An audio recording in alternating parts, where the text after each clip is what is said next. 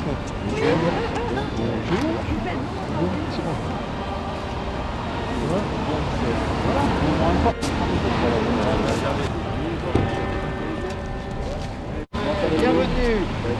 C'est grande joie.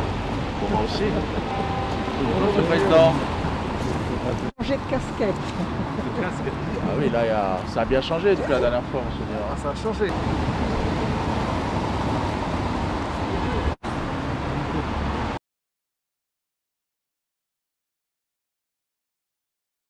La sécurisation et l'amélioration de la sécurité pendant le chantier, vous savez que c'est toujours un moment délicat. Les sapeurs-pompiers nous ont beaucoup conseillé. Et puis ensuite, que ce soit l'intrusion avec les conditions d'intervention, ou bien l'incendie, et une partie des travaux va être consacrée à améliorer l'incendie, notamment sur les hauteurs de la cathédrale. Puis deuxièmement, la valorisation à la fois de cet édifice magnifique, donc le travail sur la rose qui est déjà engagé et qui devrait se terminer dans quelques mois. Et puis en septembre, le travail qu'on va engager sur du côté du chœur et des baies et des parties hautes, sur le plan de relance avec 3,5 millions d'euros. Et puis plus tard, sans doute une deuxième tranche à peu près équivalente qui poursuivra sur la nef et sur d'autres aspects des travaux. Donc c'est sur le site environ presque 10 millions d'euros qui vont être engagés dans les prochains mois. Et puis l'environnement de la cathédrale avec la mairie sur laquelle on a travaillé, parce qu'il y a des projets de la municipalité de valoriser l'environnement, les cheminements, etc. Et donc ça va constituer au sein de Soissons et pour tout le département un levier formidable d'attractivité, de visite pour des raisons spirituelles, pour des raisons simplement touristiques et patrimoniales. Et je pense que c'est vraiment un très beau projet. Et vous voyez qu'il y a plein de gens de qualité qui s'en occupent. Naturellement, les services du ministère de la Culture dans leur diversité, les architectes, les élus sont attentifs à tous les niveaux. Et puis les services de l'État dans leur ensemble, je pense que c'est vraiment pour la population aussi qui est attachée à ce patrimoine, hein, pour des raisons diverses. C'est vraiment un signal fort que l'on envoie. Je remercie Monseigneur d'être, qui d'ailleurs est in situ, hein, puisque vous êtes quasiment en face, d'être à la fois vigilant, engagé et bienveillant dans toute cette opération, qui est à la fois une opération évidemment qui a des conséquences pour l'exercice du culte, mais aussi au-delà pour le rayonnement de notre histoire et de notre département, même de notre pays, je pourrais dire, puisque c'est un bel exemple donc de gothique classique qui a traversé le temps et qui a été... Alors j'ai vu qu'il y avait des débats savants sur l'ardoise et la tuile, etc. et qu'il y avait des arbitrages fins qui ont été faits. En tout cas, on voit qu'un édifice, il faut en garder le sens profond et en même temps, avec le temps, il y a des retouches, il y a des adaptations et finalement, c'est aussi une matière vivante. C'est pas juste un objet d'observation, c'est un endroit où on vit et un endroit où s'exercent tous les talents de nos différents métiers. Donc voilà, je crois qu'il y a un petit parcours. Ouais. Simplement, alors, on n'oubliera pas les grandes orgues quand même, parce que la musique et le département valorisent le circuit des orgues de laine, et je pense qu'il ne faudra pas oublier aussi la restitution des grandes orgues. En tout cas, moi, j'y tâcherai. Une mission qu'on essaye de maintenir. Donc là, on a une belle surface bien protégée pour que les tailleurs de pierre et les sculpteurs. Ça, on s'en réjouit beaucoup. Hein. C'est une merveilleuse initiative pédagogique, ça. Oui, ça a été pensé dès le début avec voilà, les services de la DRAC et l'architecte en chef pour vraiment montrer ce chantier exceptionnel. C'est de l'Oise, hein, c'est la seule carrière de pierre dure, on va dire locale, c'est la plus proche, hein, de Bonneuil-en-Valois. Saint-Pierre-Aigle, non, c'était pas. Il n'y a plus de pierre, il y a quasiment plus de pierre. Voilà, Saint-Pierre-Aigle, là c'est Bonneuil-en-Valois, la carrière dite de la Croix-Huard, qui a été ouverte vers 2010 et qui fournit déjà de la pierre pour Notre-Dame de Paris depuis plusieurs années. Ça amène quand même quelques idées, parce que la pierre ici, on a des creutes, on a des carrières qui ont servi aussi pour la guerre 14, mais je pense que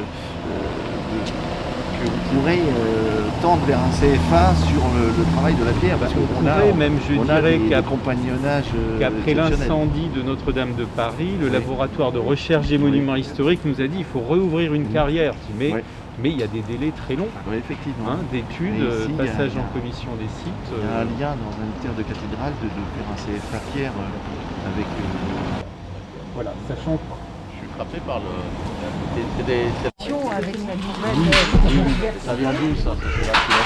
C'est depuis le 19e. Ça a été pas mal bien augmenté en 1920 à 37 pendant les travaux de restauration. Toutes les pièces sculptées qui n'ont pas été réemployées. On a une petite maison en pierre derrière, qui est la cabane de chantier des années 20. C'est l'architecte en chef Brunet qui est plein aussi de morceaux de pierre et de sculptures.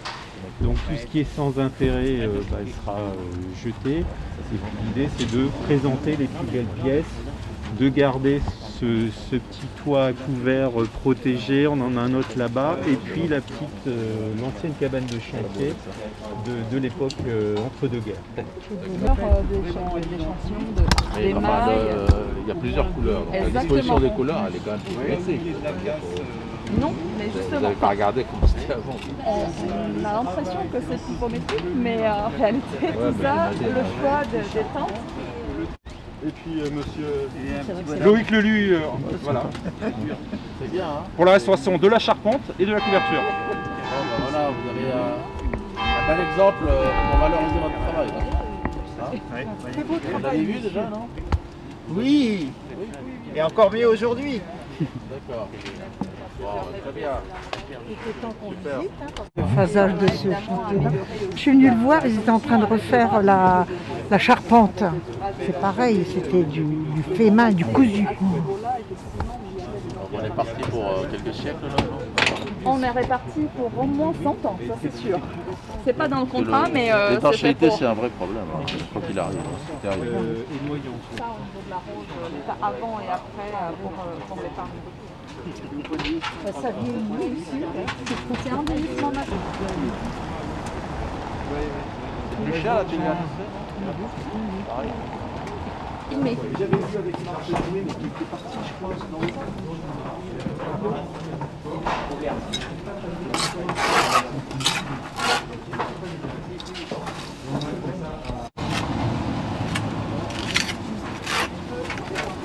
C'est comment votre prénom? Romain, Romain. Beau travail, Romain. merci.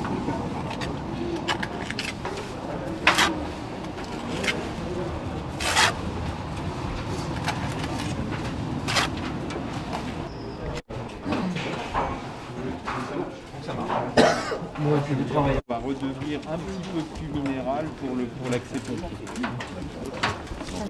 donc ça c'est la phase laboratoire. La deuxième phase, qui avance aussi en parallèle, c'est la partie vitraux.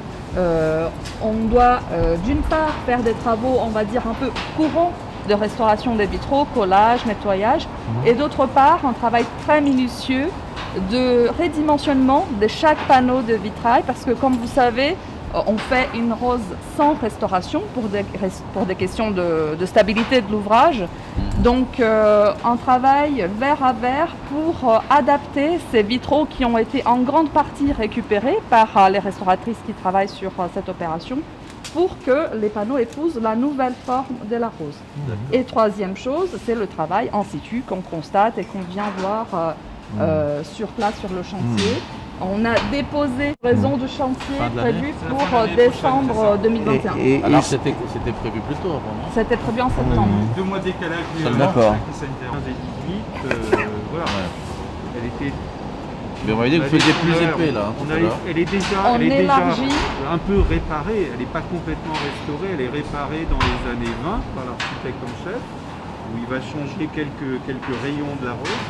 Oui, ponctuellement. Et voilà, en fait, depuis le XIIIe siècle, travaux à l'automne, début d'année 2020. Voilà. Oui. On a avancé le 13 janvier. Et donc, c'est pour ça aussi qu'il va y avoir une couverture scientifique aussi de ce chantier, pour faire avancer aussi la connaissance dans la mission. Des chercheurs internationaux qui sont venus sur le site. Alors, c'est exceptionnel. il y a des conservateurs du Louvre qui sont venus. Là, très récemment, on sait que donc l'école de Chaillot qui forme les architectes du patrimoine, dans leur programme cette année, vont venir visiter le chantier de la Rose. Donc c'est une soixantaine d'architectes du patrimoine, donc qui interviennent sur tout le territoire.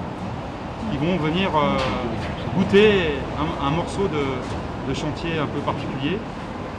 Donc ça, sur un chantier comme ça, depuis le début, si on compte toute l'ingénierie, les architectes, les restaurateurs, les compagnons et les ouvriers d'art, on peut dire qu'on a une 50aine de personnes qui travaillent sur un chantier comme ça. Donc c'est aussi très important pour nous.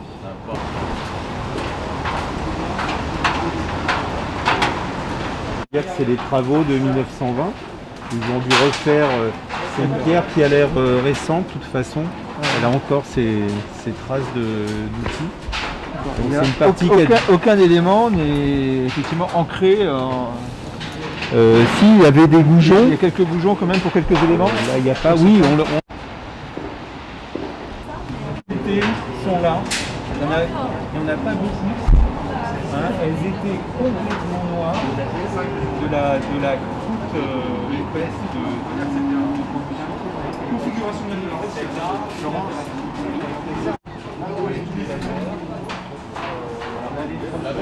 Laser et du coup on va dire le choc thermique fait exploser la croûte et comme dessous on a la pierre blanche, le laser est à plat. Donc c'est vraiment donc ça n'est pas forcément les mêmes qualités de fer, on a des fer qui sont bien meilleure qualité. Donc c'est pas évident. Après on utilise l'inox de temps en temps. Ça c'est en plat. Oui, ça c'est un modèle qui a été préparé pour valider.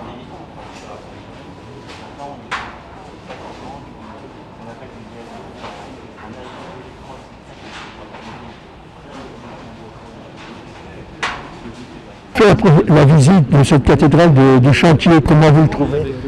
D'abord, c'est un chantier qui suscite beaucoup de vocations, beaucoup de compagnons y travaillent, ça avance bien, c'est un très beau chantier, la cathédrale en avait besoin, la rose va être prête à la fin de l'année prochaine, et puis là on va faire des travaux pour la sécurité incendie, pour la toiture, et c'est vraiment un chantier à 10 millions d'euros, qui est un engagement fort de l'État.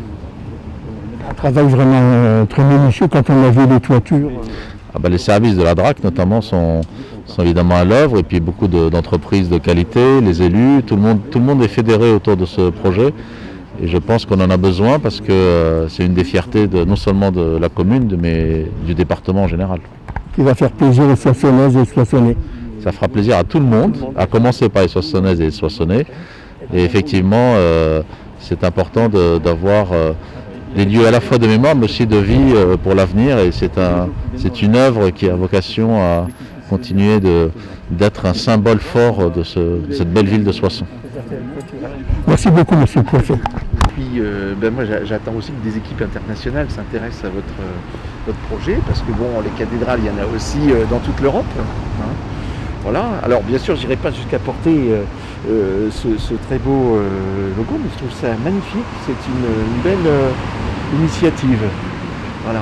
Et je rappelle que la loi des séparatistes sera plutôt la loi des valeurs républicaines, et qui rassemble, parce que vous parliez tout à l'heure des églises et puis de 1905, mais c'est aussi une loi d'apaisement, et c'est ce vers quoi nous irons. Hein. Je ne vais pas rappeler Waldeck-Rousseau, la Troisième République, et puis Aristide Briand, mais en fait l'État travaille de concert, j'allais dire, aussi avec le clergé, pour justement faire en sorte que les cultes réouvrent, malgré les risques sanitaires. On essaie de trouver quand même un gentleman agreement, et puis effectivement dans des lieux qui sont merveilleux.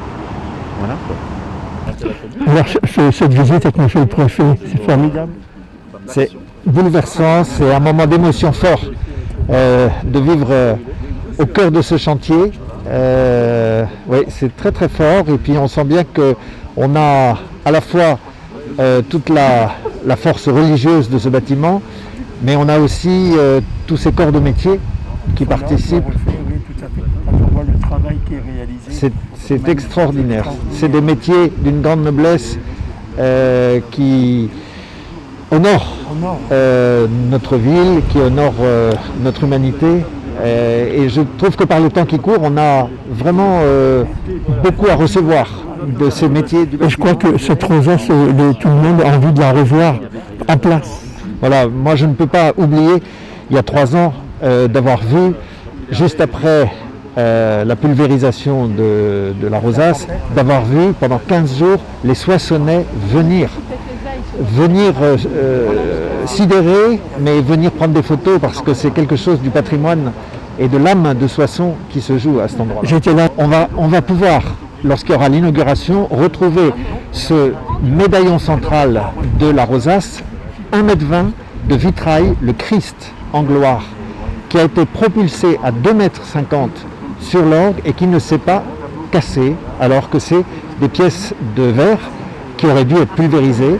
Et pour moi, comme croyant, il y a un signe incroyable d'un miracle de Soissons, voilà, du Christ en gloire de la rosace de Soissons. Alors on attend avec impatience la réouverture, et je pense qu'il faut compter 2023, je pense. Ah ben, là tout à l'heure, la date qui a été évoquée, c'est décembre 2021 pour l'inauguration de la rosace. Donc on va voir si on peut tenir les délais, mais voilà. D'accord. Merci beaucoup, monsieur Lier. Merci à vous. Merci.